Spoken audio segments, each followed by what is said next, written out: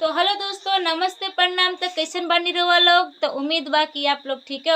एक छोटी सी कोशिश है, छोटा सा सॉन्ग है। तो प्लीज़ दोस्तों कमेंट करके ज़रूर बताइएगा कि सॉन्ग कैसा लगा हमारा। तो सॉन्ग है, जब जब कहला दिन चाहे रतिया बतिया मनली हम। जब जब कहला दिन चाहे रतिया बतिया मनली हम। एगो किनदान साड़ी झमकौआ बलम। एगो किनदान साड़ी झमकौआ बलम। जब जब कहला दिन चाहे रतिया बतिया मनली हम। जब जब कहला दिन चाहे रतिया बतिया मनली हम। एगो किनदान साड़ी झमकौआ बलम। एगो किनदान साड़ी झमकौआ बलम। चुनर ना लगवते कैसे मनवा तोहर फरकी हो।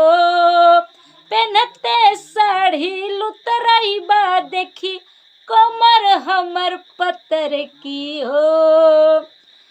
पहनते साड़ी लुतराई बा देखी कमर हमर पतर की हो। जहाँ जहाँ कहला अंगन दलानी खटिया बिछवनी हम। एगो किनदान साड़ी झमकौआ बलम। एगो किनदान साड़ी झमकौआ बलम। जब जब कहला दिन चाहे रतिया बतिया मनली हम। जब जब कहला दिन चाहे रतिया बतिया मनली हम। एगो किनदान साड़ी झमकौआ बलम।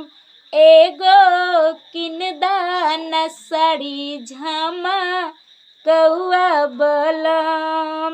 चुनर ना लगवते कैसे मनवा तोहर फरकी हो। पहनते साड़ी लुतराहबा देखी कमर हमर पतर की हो। जहाँ जहाँ कहला अंगन दलानी खटिया बिछवनी हम। जहाँ जहाँ कहला अंगन दलानी खटिया बिछवनी हम।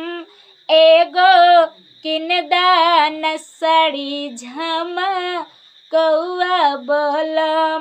एगो किनदान साड़ी झमकौआ बलम। तो दोस्तों अगर सॉन्ग अच्छा लगे तो प्लीज़ लाइक कमेंट सब्सक्राइब जरूर कीजिएगा। इस चैनल पे नए हैं तो इस चैनल को सब्सक्राइब कर लीजिएगा ताकि हम कोई भी सॉन्ग कोई भी ब्लॉग डालें तो सबसे पहले आप लोग के पास पहुँचे। तो नमस्ते प्रणाम, हर हर महादेव।